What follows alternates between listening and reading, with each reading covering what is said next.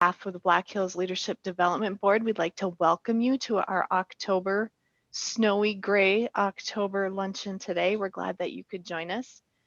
Hopefully you've got some nice warm lunch or something to go on this gray day. Just a few things. We have everyone on mute as we go through the presentation today. We'll have time at the end for questions, so we'll leave that open then, or you can feel free to put them in the chat and we'll address them at the end of the presentation. So with that, I am happy today to welcome Lea Viken to join us as our featured speaker, and also Viken Family Law Mediation as our sponsor for this month.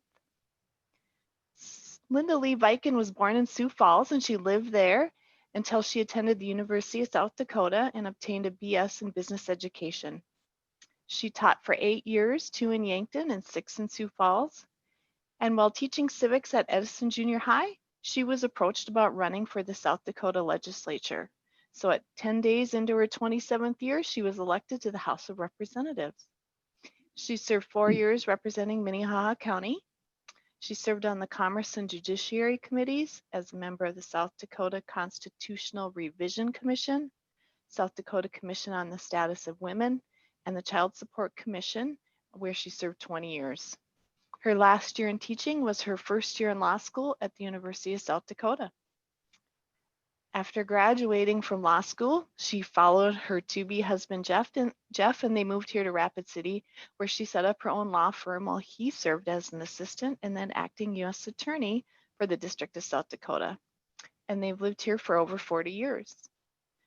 Lea then ran for the state legislature in Rapid City and served for 4 years representing District 33 and then 34, where she again served on the Judiciary and Commerce Committees. She is the owner of Viken Law Firm and Viken Family Law Mediation. She's practiced law for over 40 years before transition to family law mediation. Her law practice encompasses the wide range of family law matters from adoption and premarital agreements through divorce and post-divorce matters. She now conducts family law mediations for divorce, custody and parenting time, child support, property division, and alimony. Lea is an ABA trained family law mediator and is certified by the American Academy of Matrimonial Lawyers as a family law arbitrator. Lea is a board certified family law trial advocate by the National Board of Trial Advocacy. She has been recognized by Great Plains Super Lawyers, the best lawyers in America, and has an AV preeminent ranking with Martindale-Hubbell. She served as president of the American Academy of Matrimonial Lawyers, is a member of the International Academy of Family Lawyers, is a diplomat of the American College of Family Trial Lawyers, and is a member of the American Law Institute. She serves on the Joint Editorial Board for Uniform Family Laws. The South Dakota Trial Lawyers Association named her the Trial Lawyer of the Year in 2014, and she was appointed a magistrate judge, a member of South Dakota Board of Bar Examiners, and has served 20 years on the South Dakota Board of Elections. In 2019, she was awarded the Women in Business Enterprising Women Entrepreneur, named the Pennington County Bar Association Outstanding Lawyer, and given the USD Law School Law Review Outstanding Alumnus Award. Lea has given many lectures and continuing legal education presentations, published articles, and is active in numerous civic organizations, including having served as the president of the Pennington County Bar Association, AAUW, both in Sioux Falls and Rapid City, and Zonta. She's on the advisory board for Starting Strong and is a member of the Chamber of Commerce Board of Directors, which now is part of Elevate Rapid City. And she's currently serving on the Rapid City Home Rule Charter Committee. Lea is married to the Honorable Jeffrey Viken, United States District Judge for the District of South Dakota, and has been for over 40 years. And with that, I'm so excited to present her to speak to us today on her topic of There Comes a Time. Linda, thank you. Thank you. Now, if I wasn't embarrassed before, I am now. I should just say, well, thank you very much. And any questions? But I'll be talking about some of those things in more detail because that they relate to my topic for today. The book that I proposed was really suggested by my husband, the Lead Yourself First. I think you'd enjoy it if you'd read it. And the book will cause you to make time for solitude. And I actually think that my husband recommended that because he wanted me to read it so that he would have some solitude. But in any event, the title of my talk is There Comes a Time. It was inspired by an old poster, which I couldn't find, of mine that said, "There comes a time in your life when you must make a decision. Then you will know who you are and who you will become." So what I want to talk to you about today is change, choices, and courage, and how those factors can create leaders. To do that, I'm going to share a part of my life experiences, and you've heard some of those, but I'm going to give you the rest of the story. I was a Catholic surprise. My mother was 42 when I was born. My father was 45. I had 2 brothers and a sister, and they were 13, 14, and 15 when I arrived. Many of you have heard the story explaining why my first name is Linda Lee, not Linda, because my sister Lenore, who was the only girl and the baby, was less than happy about the intended arrival. So she would almost hold her breath till she passed out. So to placate her, they said that she could name me. But my parents had already decided that Margaret was going to be my middle name. So when she came up with Linda Lee, I became Linda Lee Margaret Crampton. Many of you don't know that was my maiden name. I have some pictures to show you, just in case you don't believe me. Okay. Maybe. Okay, I just thought you'd get a kick out of this. That's me with the little purse. Then my brother, Bob, that's me at a very young age, and our dog Pal. And then the other is my sister and me. Now I showed you this because I just wanted to prove to you that I've always had chubby cheeks. And after all, you can see I was a happy kid. So that's the end of my pictures. However, unfortunately, little did I know that that idyllic time would end in ways that would forever change the trajectory of my life. Late one night in 1956, when I was 11 years old, my father came to me and woke me and told me to go be with my mother, who was in the room across from me. She was sitting on the bed, and I could see she was in pain. I sat down beside her, and I will never forget her last words to me were, "I can't breathe. I can't breathe. I'm going to die." The ambulance came and took her to the hospital. My brother Bill took me to his girlfriend's house to wait. My mother died before she even made it to the hospital. My brother Bill came to me and said, "Mommy's gone to heaven to be with the angels." I almost couldn't comprehend what had happened. The days following saw friends and family coming and going, but I can't recall any of those happenings. I can't even remember my mother's funeral, only her burial because it was raining and rain always depressed her. They say that's called compartmentalizing, when your brain takes certain things, puts them in a box, and puts them somewhere in your memory that you can not access easily. I can only recall things from that period of time when my sister talks about some of those memories. That was the first major change in my life. I had little by way of choices at 11.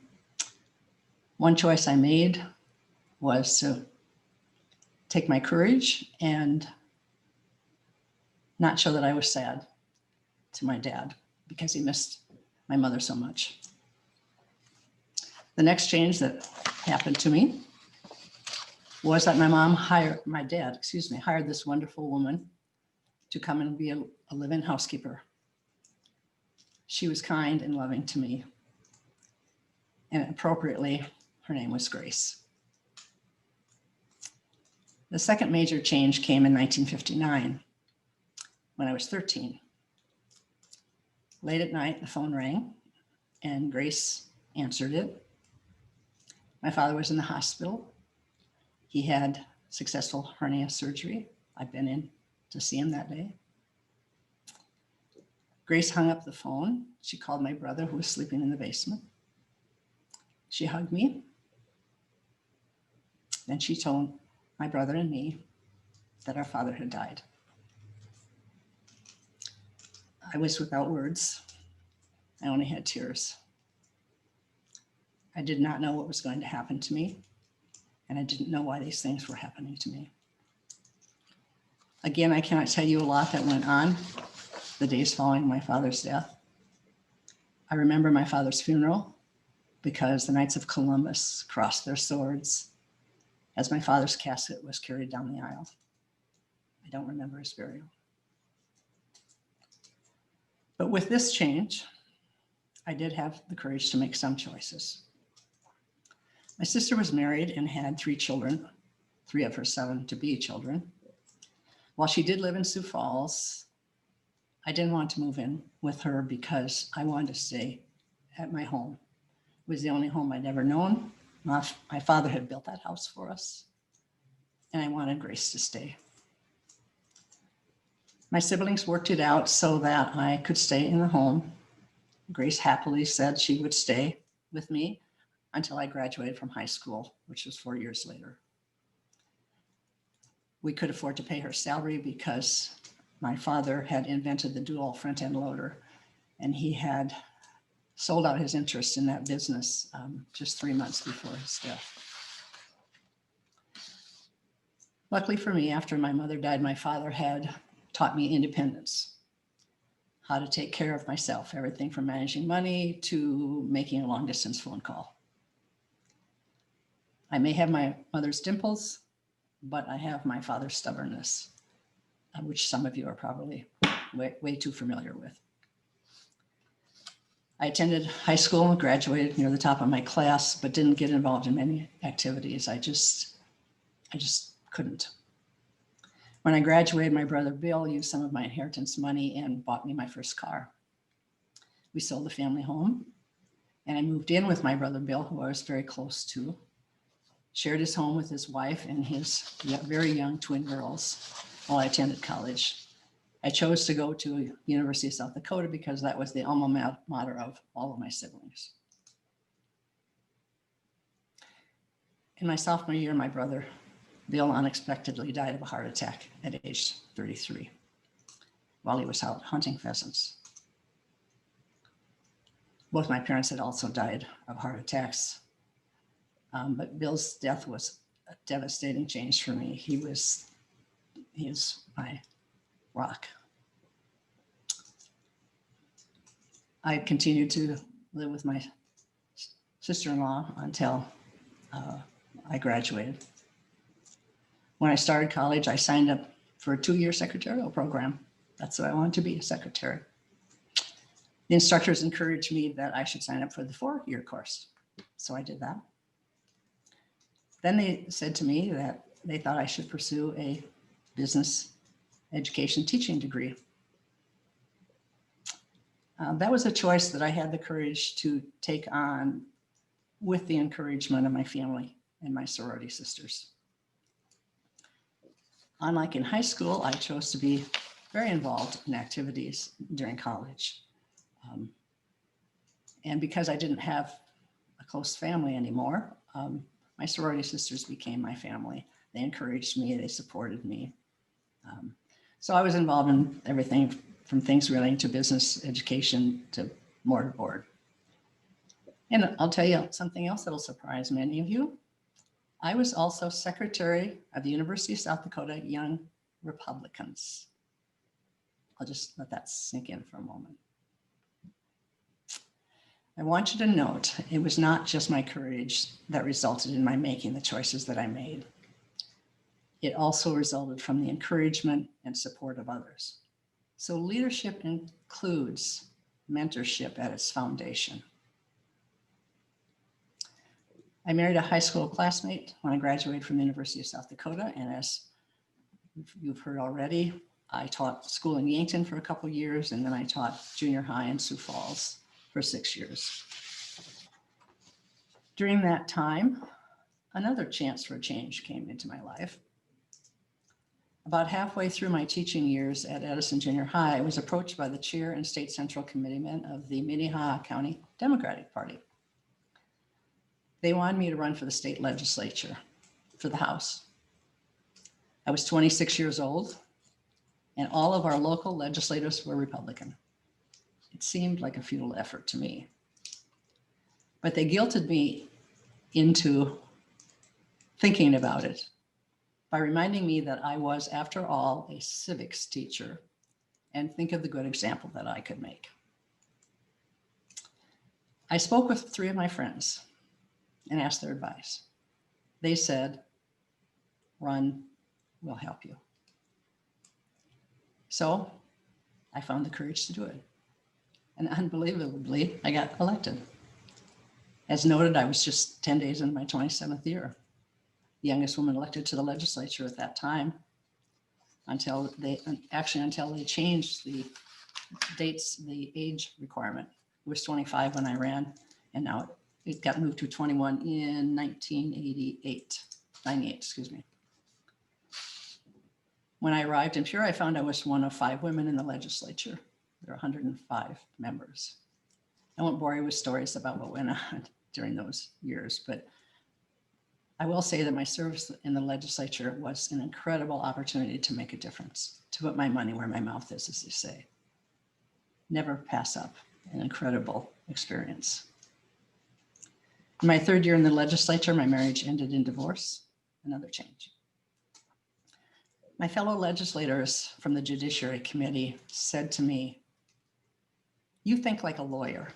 You should go to law school." So I summoned my courage, and with the help of people like Bill Janklow and Mark Meyer Henry and George Mickelson, I was admitted to law school at USD. I commuted daily from Sioux Falls because I had a home there to Vermilion. And as stated earlier, my last year in the legislature was my first year in law school. At that time, the Republicans regained control of the legislature. But a wonderful thing happened because I met Lea Viken at law school. It was in a criminal justice night class that I met him. And as noted, I've been married to him for 40 years. He's always been supportive of everything that I've wanted to do, whether that was take on a leadership position in an organization, sometimes locally, sometimes nationally, or some other project that I always take on. In return, I also support him in whatever he wants to do. Friends have told us that we are each other's own best cheerleader, and I agree with that. As noted in the introductory remarks, I followed Jeff to Rapid City. He was then an assistant U.S. attorney and later an acting U.S. attorney. But I went there without a job and assuming I would be able to join a law firm. I knew lawyers in Rapid City that were friends. But when I tried to do that, they responded that their wives would be upset to have a woman lawyer in the office. Okay. I should highlight for you that I was one of 5 women lawyers in all of Western South Dakota. Some lawyers even went so far as to say to me, "You'll never make it out here." But don't tell a German Scorpio that they can't do something, because obviously then we just do it. So I made a choice, took a little courage, joined with a friend of mine who had been in the Knipe administration with me, Dennis Finch, to start our own law firm. It was a great success. And during that time, I was asked to take on a position as a part-time magistrate judge So I decided that I would try that. So I was the first woman magistrate judge in Pennington County. I served in Pennington, Custer, and Fall River. But I decided I didn't want to be a full-time magistrate judge, so I returned to my career in private practice. For 20 of the years in private practice, my husband Jeff was also one of my partners, until the Court of Appeals appointed him as federal defender for North and South Dakota, a change that we shared. Another change came along when President Obama appointed him to the federal bench as a U.S. district judge, position he still holds. In Rapid City, I became involved in a lot of organizations, from helping establish Feeding South Dakota to, as noted, serving on the Chamber of Commerce board. I've had leadership positions in most of the organizations I joined, simply because I made a choice to join, and I made a choice to work in that organization. I made great friends, and I hope helped make good things happen. But you have to say yes to have that change. Deciding I missed the legislature, I spoke with my husband and friends and marshaled the courage to run in West River. I will tell you that no one in East River who knew me thought I would ever be able to be elected in West River. It had been 10 years since any Democrat had been elected to the legislature from Pennington County. The first time I ran, I lost. But you know, you can't fail if you don't try, and you can't make a difference unless you try. So after we moved, I ran in District 33 and was elected. District 33 got changed to District 34, and I was elected then. Until 2 more years when the reorganization, or as I like to call it, gerrymandering of the district took place, and that was the end of my legislative career. But I had those 4 more years to make a difference. And I think I'm the only person who's ever represented both Minnehaha County and Pennington County in the legislature, and I know I'm the only one who's done it under 2 different names. As noted, as a result of my work in the legislature, I had the privilege of seeing different things that were going on in our state, from the constitutional revision to the status of women, the State Board of Elections that I've served on for 20 years. By the way, if you don't know what that board does, it writes the rules to carry out election laws. As a result of those experiences, I also got involved with projects here like Her Voice, and which is a project of the State Historical Society, celebrating the work of the suffragettes, but it's also about focusing on and preserving information about the suffragette movement in South Dakota. I feel privileged to have had an unexpectedly full life. To be honest, I actually never thought I would live this long, so I didn't put things off. And that's something you should remember. Given my family history, I was never really sure that there was going to be a tomorrow. I feel embarrassed about spending so much time talking about my life. My purpose is not to impress you. My purpose is to impress upon you that if I can do these things, so can you. I would never have these opportunities without saying yes. I would not have said yes without my friends and family supporting me. So even if you don't want to be involved in something that you think is important, encourage someone else to be and support them when they do that, because that's what makes the difference. Having lost my family, I didn't have the same kind of support that most people do have, that you would have your family encouraging you to do these things. One of the sad things for me is that my father and mother never got to see the successes that I had. But I don't know if I'd had those successes without those changes in my life, as hard as they were. I will say, by the way, that my faith helped me get through those times. And I think the compartmentalization helped me get through those times. But the support of people helped move me forward. Some people say that leaders are born, not made, but I don't actually believe that to be true. I think you decide what you want. You decide you want to be a leader. And sometimes opportunities are driven by unexpected changes in your life. Changes that require courage to make a choice. And oftentimes that courage is given to you through the support of others. Leadership is simply service to others. And so leadership does carry obligations with it. Obligations of mentorship, obligations of helping someone else be able to be a success. So these changes, as hard as they were beneficial changes. So when you run into a change in your life and you have to make a decision, just remember that that decision will help determine who you are and who you will be.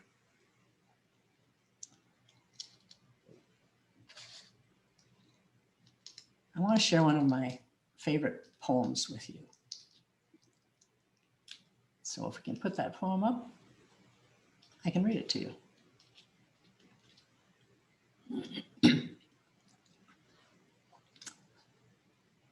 It's called Success. And many of you may have seen this, but it's always been something I've looked at when I wonder whether I'm doing the right thing or whether I did the right thing. I also believe that it's important for you to have an optimistic view of life. Sometimes it's difficult to have that optimistic view, but it will make a difference. I believe that your outlook does create your personality. So let's look at this.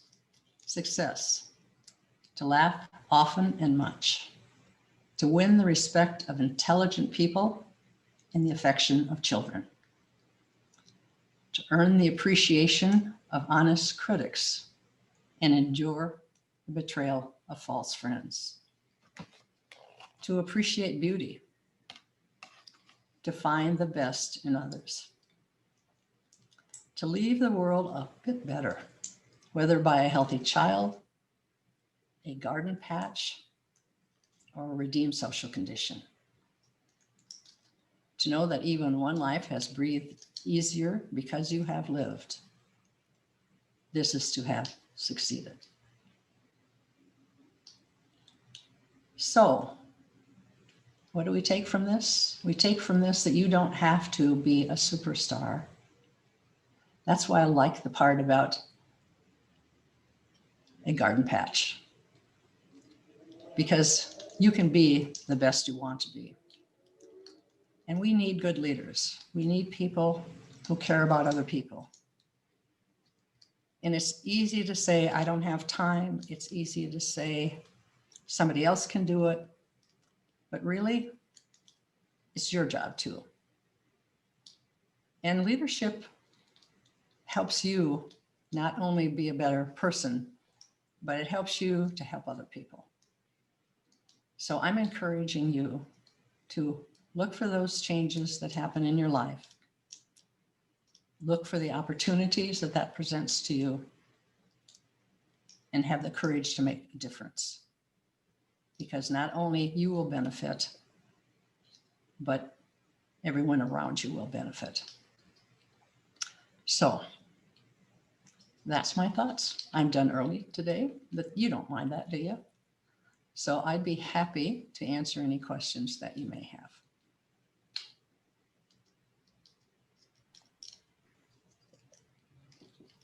Thank you so much for that inspiring story. Does anyone have any questions they'd like to ask Linda Lee?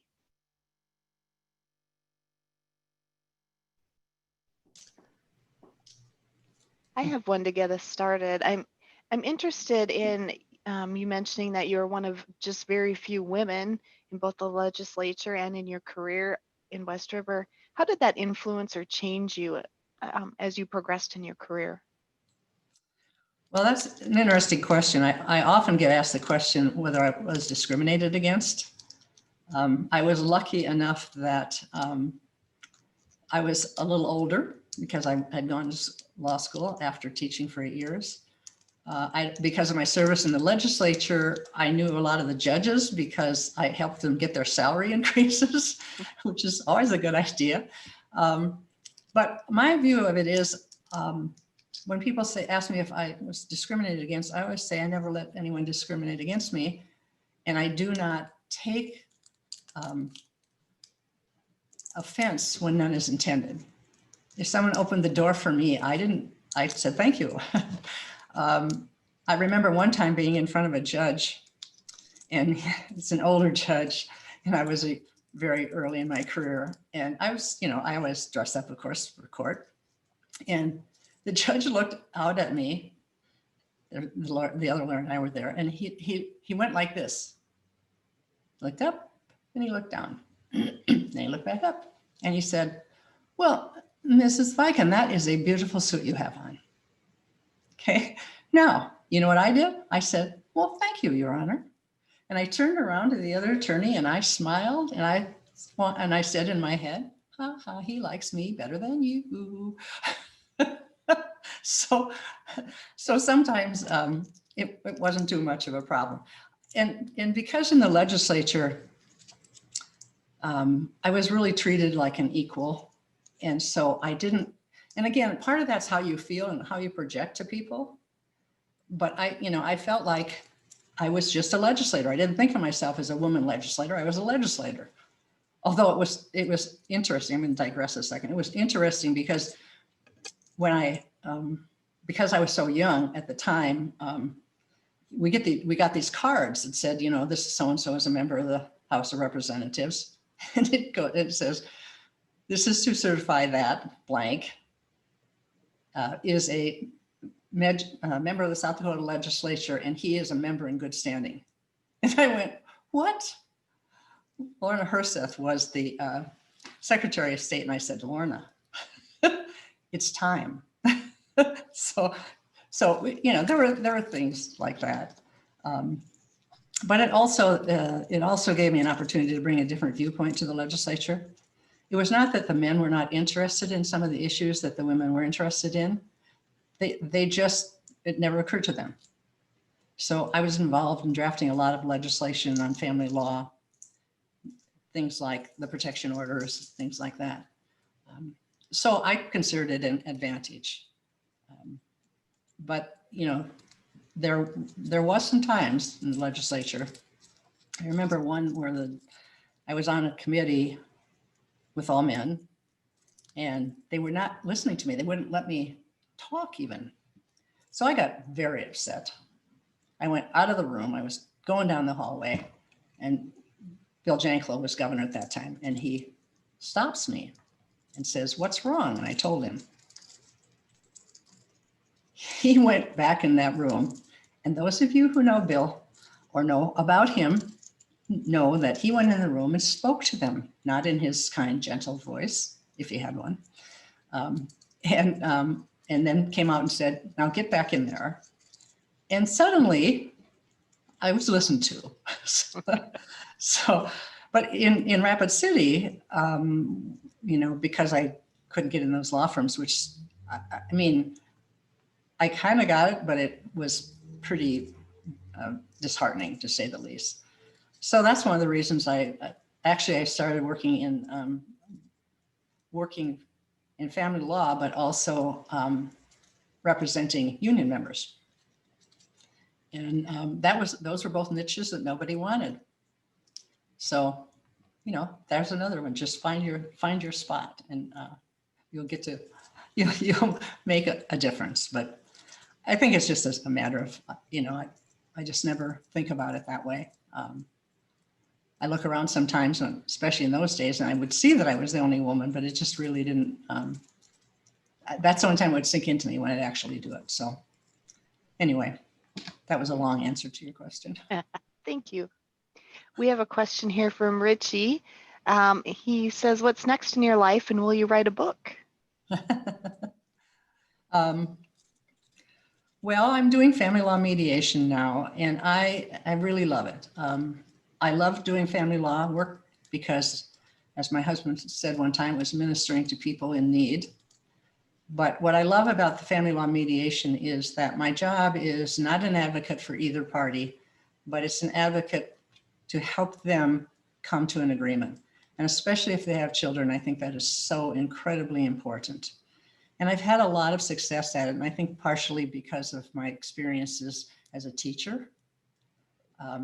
And it's very, very rewarding to, to let go of being that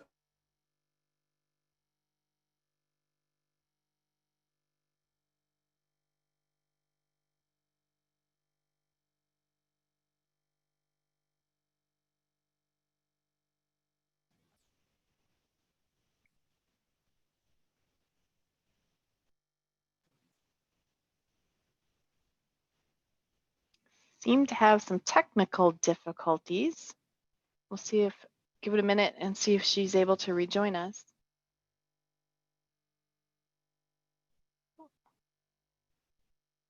It looks like we've lost her.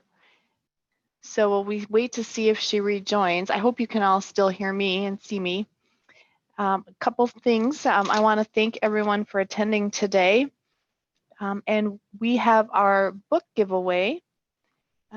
Linda Lee's book, Lead Yourself First.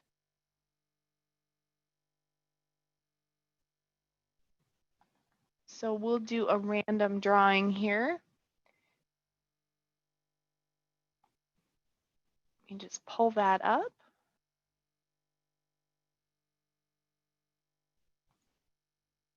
And the winner today is Jennifer Convalin. So Jennifer, I know you have my contact information.